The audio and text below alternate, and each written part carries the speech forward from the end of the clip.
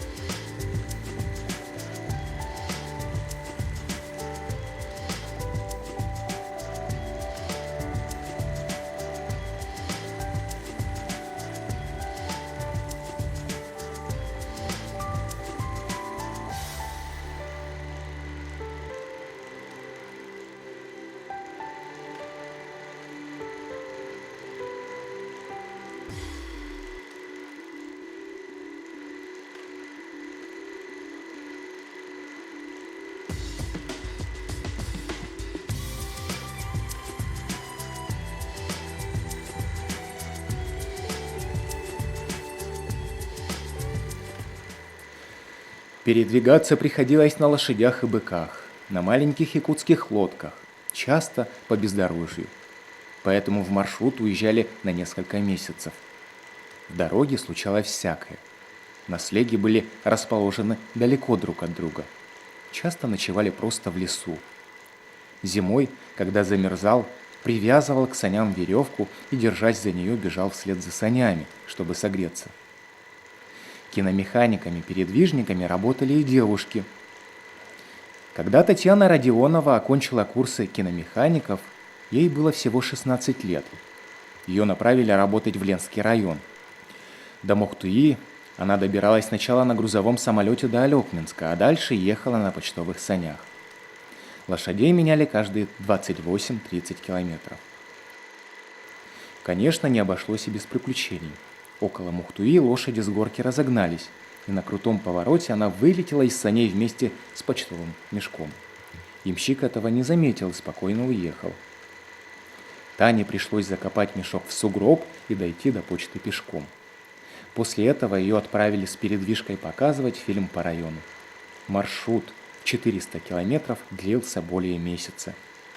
Трудно представить, как тяжело было 16-летней девочке. Набравшись опыта, мы просто привязывали себя и аппаратуру к саням, чтобы не вывалиться по пути. Но все это казалось мелочью по сравнению с тем, какую радость кино доставляло в жизнь сельчан.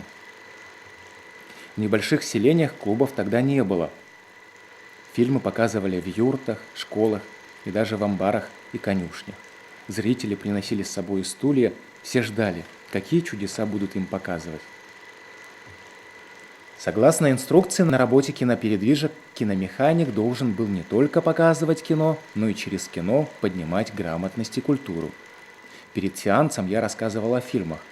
Там, где население было малограмотным, во время показа читал титры и переводил их на якутский язык. Реакция на происходящее на экране была бурной. Некоторые не могли понять, как эти люди на экране двигаются.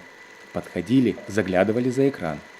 А когда появилось звуковое кино, случалось, что зрители в ужасе убегали от машин и паровозов, которые громко шипели и гудели, угрожая сорваться с экрана прямо в кинозал.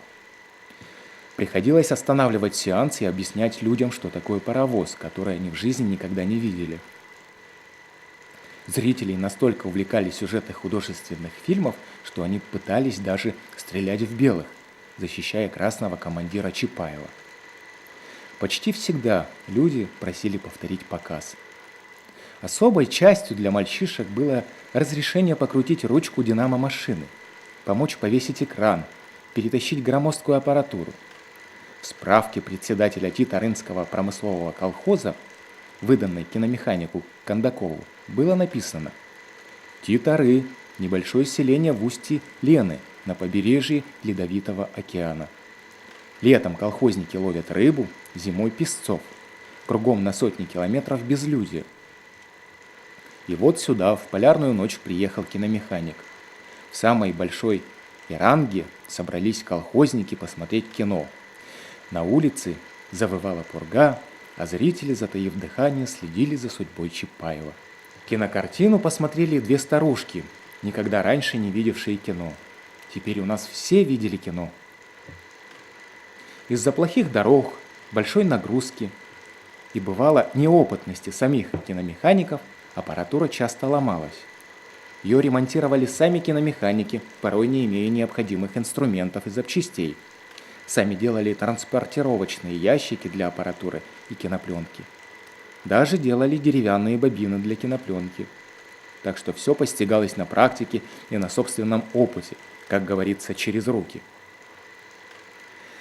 Киномеханик сам писал рекламу, сам продавал билеты, был и кассиром, и бухгалтером. Деньги за билеты брали не всегда и не со всех.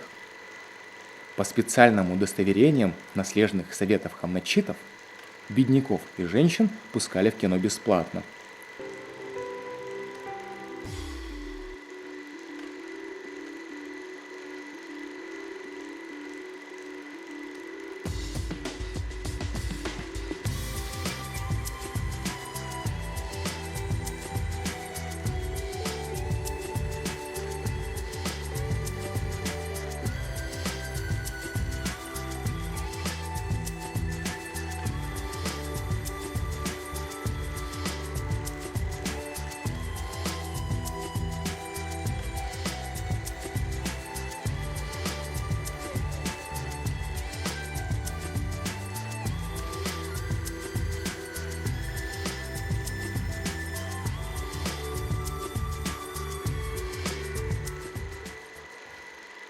Порой, в связи с отсутствием денег, в деревне зрителям вместо денег разрешалось приносить масло, которое можно было сдать в местный кооператив «Холбас».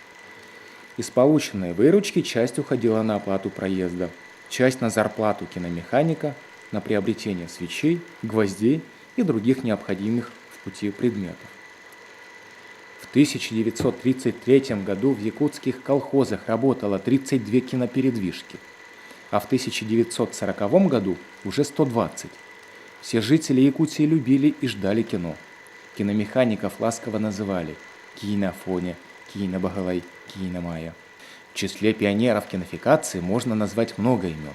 Среди них Григорий Евсеевич Ткаченко, Андрей Павлович Белоусов, Семен Иванович Кондратьев, Ананий Григорьевич Чемякин, Иван Фомич Чедромцев, Виктор Васильевич Пантюшин, Иван Семенович Васильев, Александра Васильевна Калашникова и многие-многие другие. В 1939 году по якутскому тресту кинофикации был издан приказ. Киномеханик немой передвижки Чурапчинского района Чедромцев Иван Фомич показал действительно образцы плановой умелой работы организации кинообслуживания трудящихся района. Чедромцев за февраль дал 47 сеансов, при этом обслужив 3500 человек взрослых и 340 детей. Тем самым за февраль выполнил план первого квартала. Работа товарища Чедромцева должна быть образцом для всех киномехаников. Объявляю товарищу Чедромцеву благодарность за образцовую стахановскую работу. Приказ объявить и разослать всем киномеханикам. Следуя примеру киномехаников, много парней и девушек выбрали эту профессию и успешно трудились уже в стационарных киноустановках и кинотеатрах. В 1990 году в Якутии действовало 28 кинотеатров, 1637 киноустановок. Все население республики постоянно смотрело кино на широком экране. Кино стало частью жизни, и в этом огромная заслуга скромных, преданных делу киномехаников-передвижников.